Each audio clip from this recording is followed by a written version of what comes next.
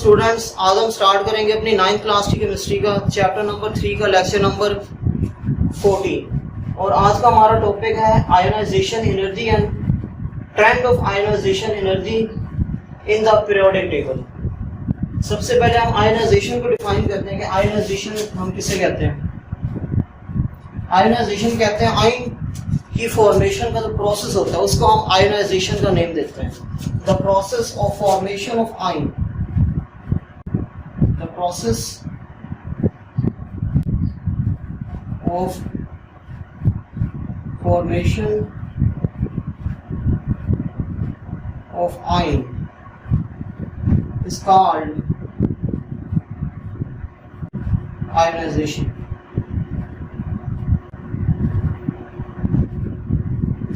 और यहाँ पे पॉजिटिव आयन की बात हो रही है यानी कि cation. The process of formation of positive ion और कैटाइन इज कॉल्ड आयोनाइजेशन। अब आयोनाइजेशन एनर्जी वो एनर्जी है जो हम किसी न्यूट्रल एटम को प्रोवाइड करेंगे और वो एनर्जी उस न्यूट्रल एटम को आयन में चेंज कर देगी। The ionization energy is the amount of energy, यानी ionization energy की वो amount है required to remove the most loosely bound electron from the valence shell of an isolated gaseous atom। किसी भी isolated gaseous atom में से electron को remove करने के लिए जो एनर्जी हमें रिक्वायर्ड होती है उस एनर्जी को हम आयोनाइजेशन एनर्जी का नेम देते हैं। From the valence shell of an isolated gaseous atom. Isolated के मीनिंग होते हैं सिंगल,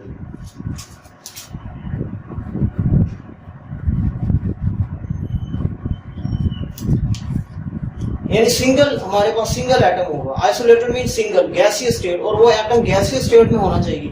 अगर वो एटम लिक्विड या सॉलिड स्टेट में है तो पहले हम उसको गैसियस स्टेट में चेंज करेंगे, क्योंकि गैसियस एटम में से इलेक्ट्रॉन को लूज करना इजी, इलेक्ट्रॉन को रिमूव करना इजी होता है as compare to liquid and solid state.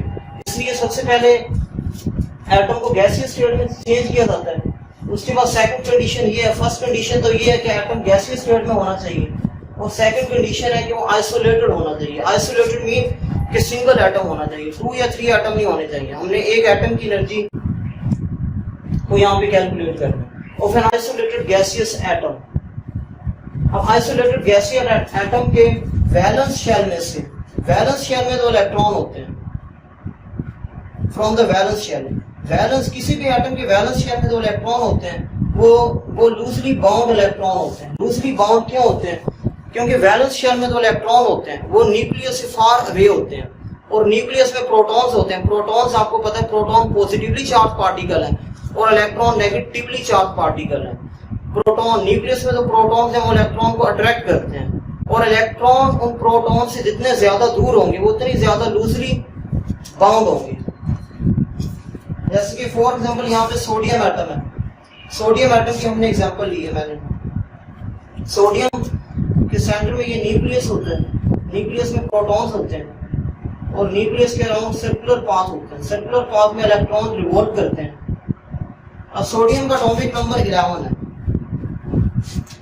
Atomic number 11 है, इट्स मीन कि इसके पास नंबर ऑफ प्रोटॉन्स भी 11 है, और किसी भी न्यूट्रल एटम में number of protons is always equal to number of electron. अगर प्रोटॉन 11 है तो इसके पास इलेक्ट्रॉन भी 11 होंगे। अब 11 में से 2 इलेक्ट्रॉन फर्स्ट शेल में, बाकी 8 इलेक्ट्रॉन सेकंड शेल में आएंगे।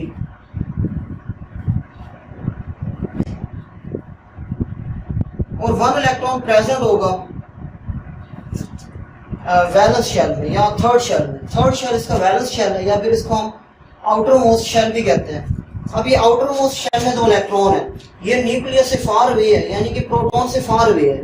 इसलिए प्रोटॉन और इस वैलेंस शेल में 2 इलेक्ट्रॉन है, जिसको हम वैलेंस इलेक्ट्रॉन कहते हैं या फिर आउटर मोस्ट इलेक्ट्रॉन कहते हैं। आउटर मोस्ट इलेक्ट्रॉन और न्यूक्लियस के between the force of attraction वो बहुत ही वीक होती है। वीक होने की वजह से ये जो आउटर मोस्ट इलेक्ट्रॉन है ये लूजली बाउंड होते हैं।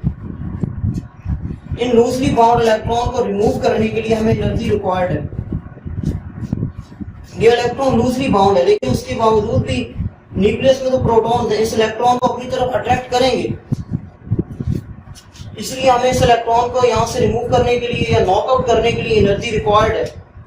और इस लूजली बाउंड इलेक्ट्रॉन को नॉकआउट करने के लिए जो एनर्जी रिक्वायर्ड होती है उसको हम आयोनाइजेशन एनर्जी का नेम देते हैं। और अगर हम सोडियम एटम की बात करें तो सोडियम एटम के बैलेंस शेल में से ये लूजली बाउंड इलेक्ट्रॉन को नॉकआउट करने के लिए जितनी एनर्जी हमें रिक्वायर्ड होती है उसको हम कहते हैं delta H is equal to 496 kilo joule per mole, यानी 1 मोल। 1 मोल में जितने भी एटम्स हैं, 1 मोल में जितने भी एटम्स हैं, उन एटम्स के वैलेंस शेल में से इलेक्ट्रॉन को नॉकआउट करने के लिए हमें इतनी एनर्जी रिक्वायर्ड है, यानी 496 एनर्जी रिक्वायर्ड है। डेल्टा एच, डेल्टा के मीनिंग होते हैं चेंज, डेल्टा मीन चेंज, और एच हम कहते हैं, एच यहाँ पे क्या हीट है, हीट एनर्जी। हीट एनर्जी हमें इतनी रिक्वायर्ड है इसको, इस इलेक्ट्रॉन को यहाँ से नॉकआउट करने के लिए। और जब भी एटम इलेक्ट्रॉन लूज करता है तो उसके ऊपर पॉजिटिव चार्ज आता है, और जो इलेक्ट्रॉन वो लूज करे वो हम यहाँ पे लिख देंगे। इसके वैलेंस शेल में 1 इलेक्ट्रॉन था तो उसने 1 इलेक्ट्रॉन लूज किया, वो हम यहाँ पे इस रिएक्शन के राइट साइड पे लिखेंगे। अगर कोई एटम इलेक्ट्रॉन लूज करता है तो वो रिएक्शन के राइट साइड पे लिखे जाते हैं, और अगर कोई एटम इलेक्ट्रॉन गेन करता है तो वो रिएक्शन के लेफ्ट साइड पर लिखे जाते हैं। और एनर्जी चेंज हो जाएगी, जो एनर्जी सोडियम एटम की थी वो एनर्जी सोडियम आयन की नहीं होगी, इसकी एनर्जी चेंज हो जाएगी, क्योंकि ये सोडियम एटम एनर्जी को एब्जॉर्ब करेगा। ये एनर्जी को एब्जॉर्ब करेगा तो ये इलेक्ट्रॉन यहाँ से नॉकआउट होगा ना। जब ये एनर्जी को एब्जॉर्ब करेगा तो इसकी एनर्जी ज्यादा हो जाएगी, सोडियम एटम की एनर्जी कम है और सोडियम आयन की एनर्जी जो है वो ज्यादा होगी, क्योंकि इसने एनर्जी को एब्जॉर्ब किया। एब्जॉर्ब करने से एनर्जी ज्यादा होती है। और फॉर्मेशन ऑफ कैटाइन, यानी कैटाइन का बनना एक एंडोथर्मिक प्रोसेस होता है। एंडोथर्मिक प्रोसेस वो होते हैं जिसमें एनर्जी जो है वो एब्जॉर्ब होती है सिस्टम के अंदर। सो formation of cation is an endothermic process, और एंडोथर्मिक प्रोसेस को हम पॉजिटिव साइन से शो करते हैं।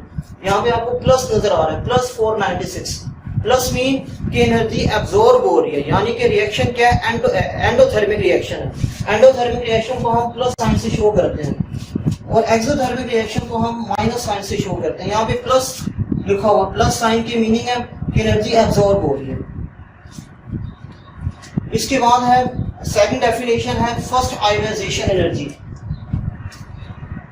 अब नाम से पता लग रहा है फर्स्ट आयोनाइजेशन एनर्जी, यानी कि वो आयोनाइजेशन एनर्जी है जो एटम में से फर्स्ट इलेक्ट्रॉन रिमूव करने के लिए यूज की जाती है।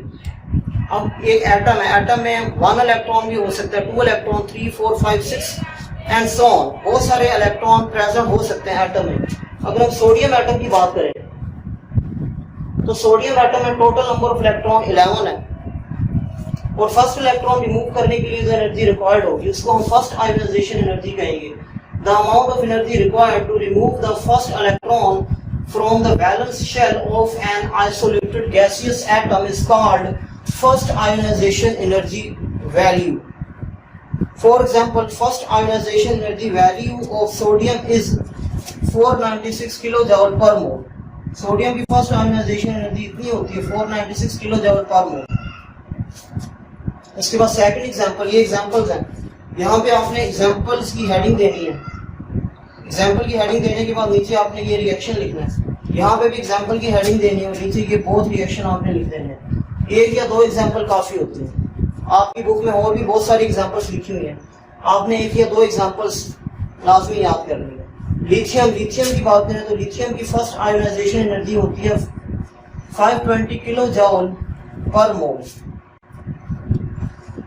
इसके बाद सेकंड आयोनाइजेशन एनर्जी वो होती है जो सेकंड इलेक्ट्रॉन रिमूव करने के लिए यूज की जाती है। सेकंड के बाद थर्ड आयोनाइजेशन एनर्जी वो होती है जो एटम में से थर्ड इलेक्ट्रॉन रिमूव करने के लिए यूज की जाती है। इसी तरह फोर्थ भी होती है, फिफ्थ भी होती है, यानी किसी भी एटम के पास जितने इलेक्ट्रॉन्स हैं उतनी उस एटम की आयोनाइजेशन एनर्जी की वैल्यूज होगी। फॉर एग्जांपल, सोडियम के पास टोटल नंबर ऑफ इलेक्ट्रॉन्स 11 है। इट्स मीन कि सोडियम की 11 आयोनाइजेशन एनर्जी वैल्यूज होंगी। फर्स्ट इलेक्ट्रॉन निकालने के लिए जो एनर्जी हम यूज करेंगे वो फर्स्ट आयोनाइजेशन एनर्जी होगी। फिर सेकंड इलेक्ट्रॉन को रिमूव करने के लिए जो एनर्जी हम यूज करेंगे वो सेकंड आयोनाइजेशन एनर्जी होगी।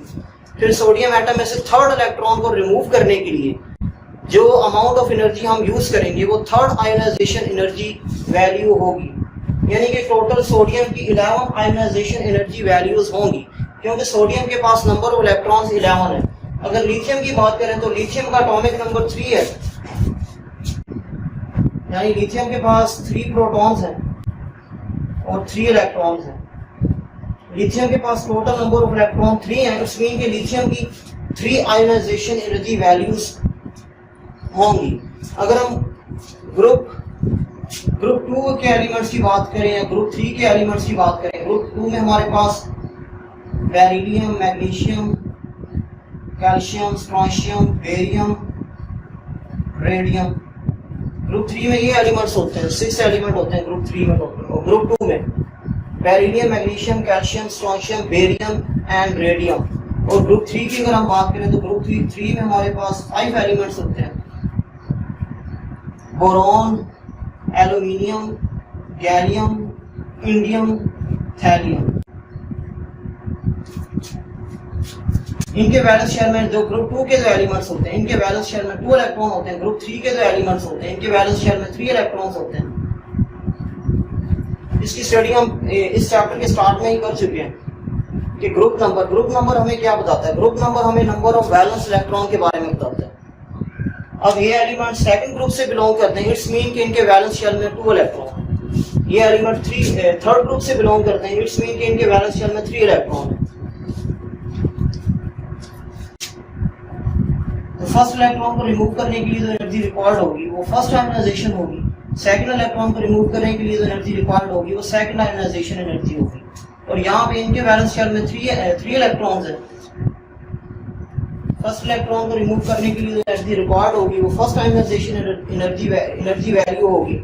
सेकंड इलेक्ट्रॉन रिमूव करने के लिए जो एनर्जी रिक्वायर्ड होगी वो सेकंड आयोनाइजेशन एनर्जी होगी। सिमिलरली थर्ड इलेक्ट्रॉन रिमूव करने के लिए जो एनर्जी रिक्वायर्ड होगी उसको हम थर्ड आयोनाइजेशन एनर्जी कहेंगे। लेकिन यहाँ पे सिर्फ आपकी बुक में एक आयोनाइजेशन एनर्जी की डेफिनेशन है और इसके बाद फर्स्ट आयोनाइजेशन एनर्जी की डेफिनेशन गिवन है। आपने ये 2 डेफिनेशंस याद करनी है विद 1 और 2 एग्जांपल्स। अब हम आयोनाइजेशन एनर्जी के ट्रेंड की स्टडी करेंगे। सबसे पहले हम पीरियड में आयोनाइजेशन एनर्जी का जो ट्रेंड है उसकी स्टडी करेंगे। ट्रेंड इन पीरियड में क्या ट्रेंड होता है आयोनाइजेशन एनर्जी का। What is the trend of ionisation energy in a period में जनरली आयोनाइजेशन एनर्जी इंक्रीज होती है from left to right. The value of ionisation energy increases from left to right in a period. Generally ionization energy increase होगी left to right. अब इसकी reason क्या है? इसकी reason ये है कि why ionization energy value increase from left to right in a period में आयोनाइजेशन एनर्जी की जो वैल्यूज हैं वो इंक्रीज क्यों होती है? जनरली इंक्रीज होती है। It is because the size of atoms reduces, क्योंकि एटम का साइज रिड्यूस होता है यानी एटॉमिक साइज। और एटॉमिक साइज जो है ये फर्स्ट फिजिकल प्रॉपर्टी थी जो हम अपने प्रीवियस लेक्चर में पढ़ रहे हैं। पीरियड में क्या होता है? एटॉमिक साइज यानी एटम का जो साइज है वो डिक्रीज होता है। एटम का साइज डिक्रीज होने से क्या होगा? एटम के न्यूक्लियस और वैलेंस इलेक्ट्रॉन के बिटवीन जो फोर्स ऑफ अट्रैक्शन है वो स्ट्रॉन्ग हो जाएगी and valence electrons are held strongly by the electrostatic force of nucleus, यानी न्यूक्लियस और इलेक्ट्रॉन्स में जो इलेक्ट्रोस्टैटिक फोर्स है वो इंक्रीज हो जाएगी, वो स्ट्रॉन्ग हो जाएगी, स्ट्रॉन्ग या इंक्रीज हो जाएगी। अब जब वैलेंस इलेक्ट्रॉन और न्यूक्लियस के बिटवीन जो फोर्स होगी, फोर्स ऑफ अट्रैक्शन जब इंक्रीज होगी तो इलेक्ट्रॉन को निकालना काफी डिफिकल्ट होगा, क्योंकि अगर फोर्स स्ट्रॉन्ग होती जा रही है, जैसे जैसे हम मूव करेंगे लेफ्ट टू राइट वैसे वैसे फोर्स ऑफ अट्रैक्शन इंक्रीज होगी between nucleus and valence electron. और जितनी ज्यादा फोर्स इंक्रीज होती जाएगी उस एटम के वैलेंस शेल में से इलेक्ट्रॉन निकालना भी उतना ज्यादा डिफिकल्ट होगा। अगर मैं लिथियम की बात करूं तो लिथियम के पास 2 शेल्स हैं, क्योंकि ये सेकंड पीरियड से बिलोंग करते हैं।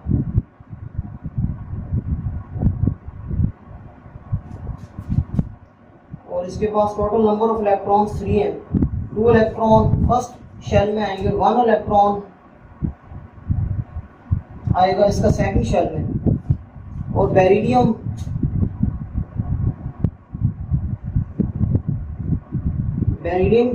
के पास भी नंबर ऑफ शेल्स 2 हैं और इलेक्ट्रॉन इसके पास 4 होंगे। इलेक्ट्रॉन 4 होते हैं बेरिलियम के पास, लेकिन बेरिलियम का साइज लिथियम से स्मॉल होगा। उसके बाद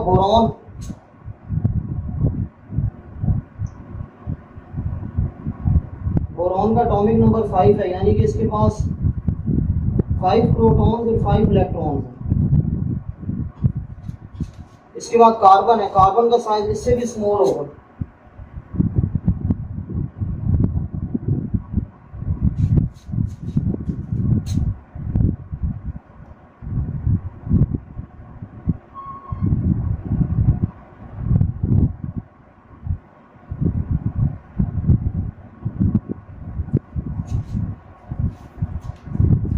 अब अगर हम लेफ्ट टू राइट देखें तो एटॉमिक साइज डिक्रीज हो रहा है। ये लिथियम है, बेरिलियम, ये बोरॉन और ये कार्बन है। अब लिथियम के जो वैलेंस इलेक्ट्रॉन है वो न्यूक्लियस से फार अवे है। लिथियम के जो वैलेंस इलेक्ट्रॉन है वो न्यूक्लियस से थोड़े दूर है, इसलिए लिथियम के वैलेंस इलेक्ट्रॉन और न्यूक्लियस के between the force of attraction है वो स्ट्रॉन्ग, वो थोड़ी वीक फोर्स होगी एज कम्पेयर टू बेरिलियम, क्योंकि बेरिलियम का जो वैलेंस इलेक्ट्रॉन है वो न्यूक्लियस के थोड़ा क्लोज है एज कम्पेयर टू लिथियम। इसके बाद अगर हम बोरॉन की बात करें तो बोरॉन का वैलेंस इलेक्ट्रॉन न्यूक्लियस के फर्दर क्लोज आ गया, और अगर कार्बन की बात करें तो कार्बन का वैलेंस इलेक्ट्रॉन न्यूक्लियस के मोर क्लोज आ गया, यानी साइज डिक्रीज होता जा रहा है। साइज डिक्रीज होगा तो वैलेंस इलेक्ट्रॉन और न्यूक्लियस के बिटवीन जो इलेक्ट्रोस्टैटिक फोर्स ऑफ अट्रैक्शन है वो स्ट्रॉन्ग हो जाएगी। फोर्स जितनी ज़्यादा स्ट्रॉन्ग होगी, वैलेंस इलेक्ट्रॉन को नॉकआउट करना भी उतना ही ज़्यादा डिफिकल्ट होगा, यानी कम एनर्जी प्रोवाइड करने से वैलेंस इलेक्ट्रॉन नॉकआउट नहीं होगा। हमें large amount of energy provide करनी पड़ेगी एटम के वैलेंस शेल में से इलेक्ट्रॉन को नॉकआउट करने के लिए। इसलिए आयनाइजेशन एनर्जी जो है वो जनरली इंक्रीज होगी फ्रॉम लेफ्ट टू राइट। अब यहाँ पे सेकंड पीरियड में जो एलिमेंट है lithium, beryllium, boron, carbon, nitrogen, oxygen, fluorine और नियॉन, ये टोटल जो है वो 8 एलिमेंट्स हैं सेकंड पीरियड में, और इनकी आयनाइजेशन एनर्जी वैल्यूज भी मैंने यहाँ पे लिखी हुई है। लिथियम की 520 है और बेरिलियम की 899 है, यानी लिथियम से ज़्यादा हो गई है। और अगर हम बोरॉन की देखें तो बोरॉन की जो है वो बेरिलियम से कम है, यानी यहाँ पे ये एक्सेप्शनल केस है। यहाँ पे अगर हम देखें तो ये ट्रेंड जो है वो फॉलो नहीं हो रहा, क्योंकि बेरिलियम की अगर 899 है तो बोरॉन की 899 से ज़्यादा होनी चाहिए थी। अब ऐसा क्यों हो रहा है? ऐसा इसलिए हो रहा है, इसकी रीज़न इन दोनों की इलेक्ट्रॉनिक कॉन्फ़िगरेशन है। अगर हम बेरिलियम की इलेक्ट्रॉनिक कॉन्फ़िगरेशन करें तो बेरिलियम की इलेक्ट्रॉनिक कॉन्फ़िगरेशन ये है 1s2 2s2। बेरिलियम का एटॉमिक नंबर 4 है, उसके इलेक्ट्रॉनिक कॉन्फ़िगरेशन ये होगी 1s2 2s2। अब यहाँ पे तो एस सब शेल है, एस सब शेल में मैक्सिमम नंबर ऑफ इलेक्ट्रॉन कितने अकोमोडेट होते हैं? 2। यहाँ पे एस और इसमें 2 है, यानी बेरिलियम का s sub shell completely filled है।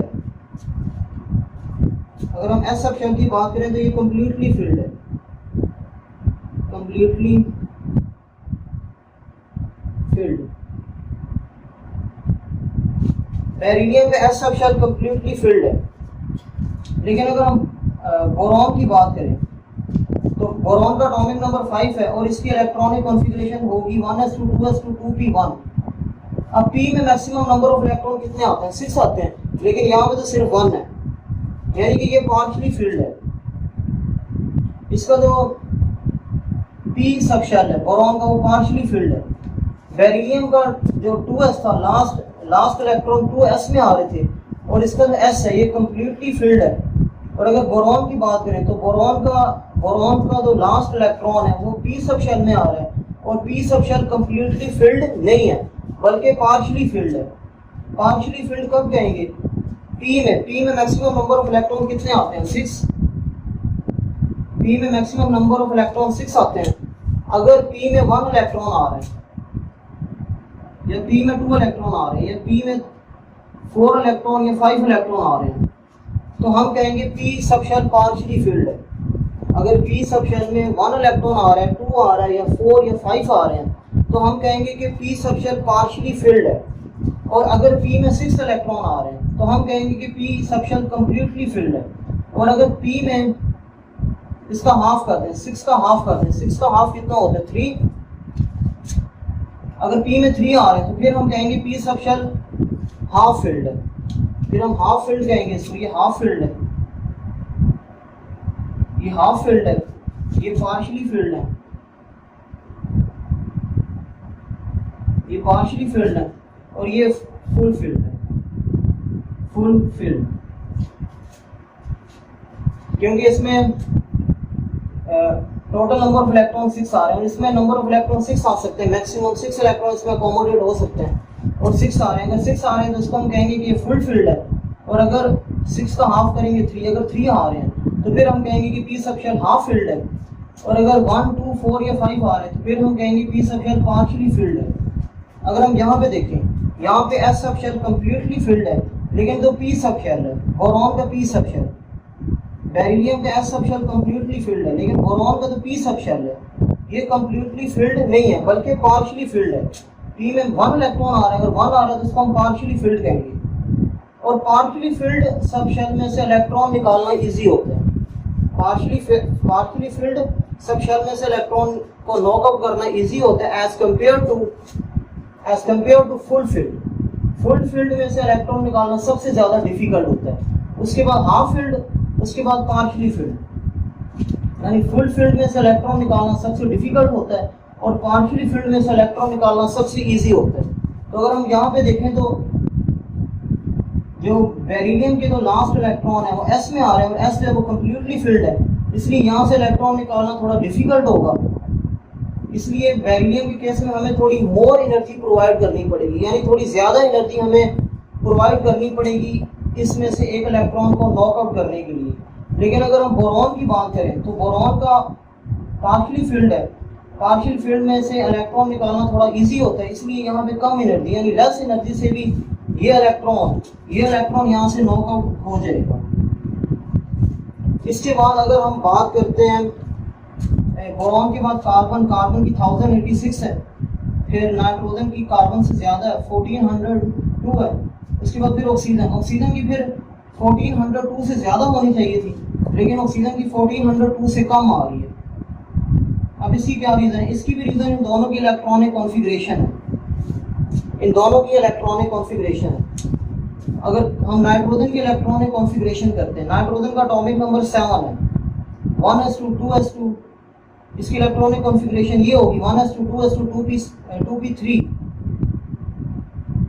अब नाइट्रोजन का valence electron p sub shell में आ रहा है और पी सब शेल आप देखेंगे पी सब शेल में 3 इलेक्ट्रॉन है, 3 वाले अगर 3 इलेक्ट्रॉन है तो उसको हम क्या कहते हैं? हाफ फील्ड, यानी इसका P sub shell half filled है।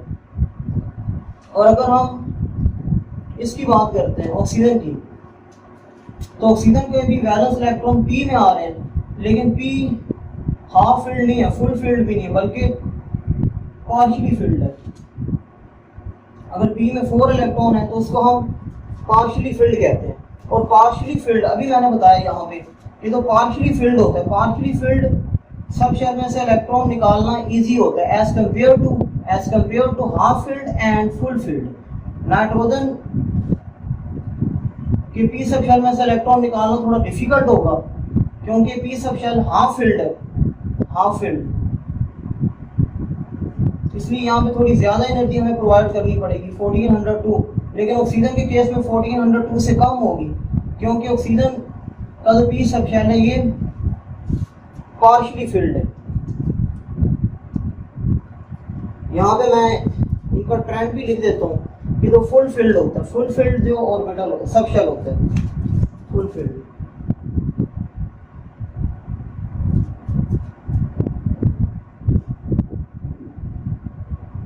फुल फील्ड में से इलेक्ट्रॉन निकालने के लिए फुल फील्ड में से इलेक्ट्रॉन निकालना मोर डिफिकल्ट होता है, मोर डिफिकल्ट।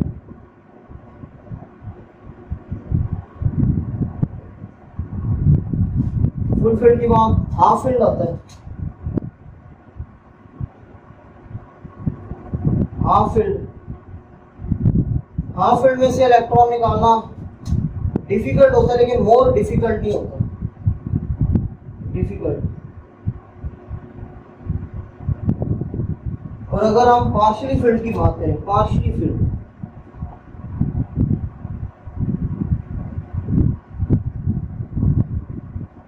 फील्ड में से इलेक्ट्रॉन निकालना स्लाइटली डिफिकल्ट होता है। Slightly difficult.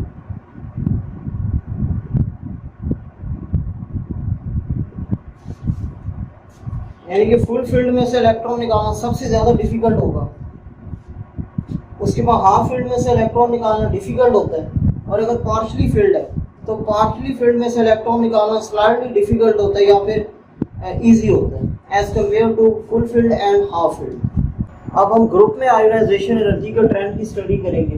Trend in group. What is the trend of ionisation energy in a group? Group में आयोनाइजेशन एनर्जी डिक्रीज होती है। The value of ionisation energy decreases from top to bottom in a group.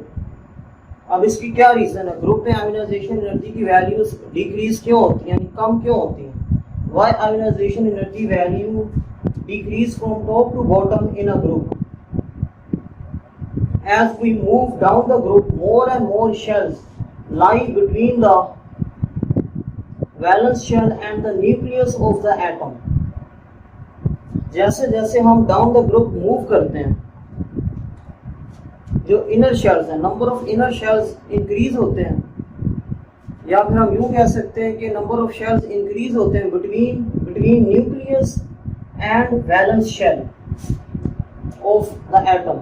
These additional shells reduce the electrostatic force. ये जो additional shells हैं, ये additional shells shielding effect create करेंगे और ये additional shells electrostatic force को decrease कर देंगे। वो electrostatic force जो न्यूक्लियस और वैलेंस इलेक्ट्रॉन के बिटवीन होती है, उस electrostatic force को ये decrease कर देंगे।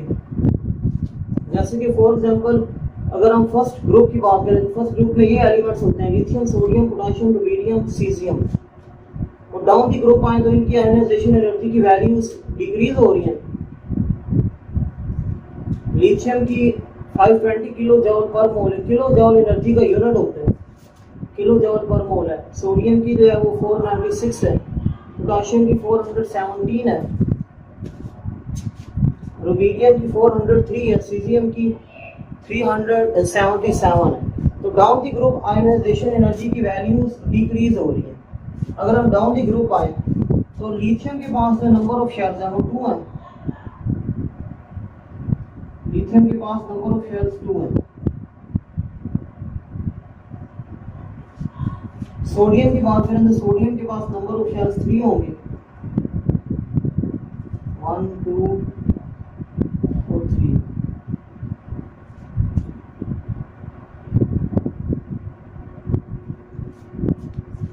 इसके पास 2 शेल्स हैं, इसके पास 3 हैं। और पोटेशियम के पास नंबर ऑफ शेल्स 4 है, 1 2 3 4। पोटेशियम के बाद रुबीडियम के पास नंबर ऑफ शेल्स 5 है, 1 2 3 4 1 2 3 1 2 3 4 और 5। इसके पास नंबर ऑफ शेल 5 है। डाउन दी ग्रुप साइज भी इंक्रीज हो रहा है, नंबर ऑफ शेल्स इंक्रीज हो रहे हैं। नंबर ऑफ शेल के इंक्रीज होने से साइज इंक्रीज हो जाएगा और number of inner shells increase हो जाएंगे। लिथियम के पास इनर शेल 1 है, सोडियम के पास इनर शेल्स 2 हैं, पोटेशियम के पास इनर शेल्स 3 हैं और सीजियम के रुबीडियम के पास इनर शेल्स 4 है।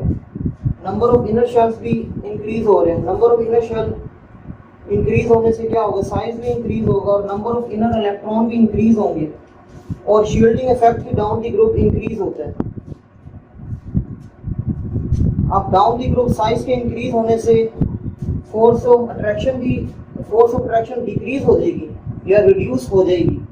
वो फोर्स ऑफ अट्रैक्शन जो वैलेंस इलेक्ट्रॉन और न्यूक्लियस के बिटवीन होती है। ये वैलेंस इलेक्ट्रॉन और ये न्यूक्लियस है।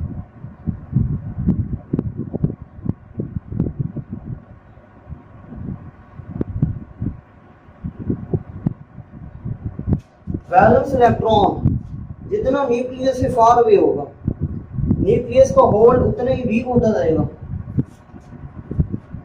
यानी कि फोर्स ऑफ अट्रैक्शन वीक हो जाएगी between the valence electron and nucleus. Force of attraction के वीक होने से क्या होगा, इलेक्ट्रॉन को नॉकआउट करना इजी हो जाएगा, यानी स्मॉल अमाउंट या लेस अमाउंट एनर्जी हम अगर प्रोवाइड करेंगे तो वो एनर्जी एटम में से इलेक्ट्रॉन को नॉकआउट कर देगी। These additional shells, ये additional shells क्या करेंगे, reduce the electrostatic force felt by the electrons present in the outermost shell. Resultantly, the valence shell electrons can be taken away easily. वो कह रहे हैं कि इसके रिजल्ट में क्या होगा, तो वैलेंस शेल इलेक्ट्रॉन है, वैलेंस शेल इलेक्ट्रॉन को नॉकआउट करना इजी हो जाएगा, क्योंकि वैलेंस शेल इलेक्ट्रॉन न्यूक्लियस से फार अवे चले जाएंगे, और वैलेंस शेल इलेक्ट्रॉन न्यूक्लियस से जितने ज्यादा दूर जाएंगे उतनी ही ज्यादा फोर्स ऑफ अट्रैक्शन डिक्रीज होगी between the valence shell and between the valence shell electron and nucleus. Therefore, ionization energy of elements decreases from top to bottom in a group of the periodic table.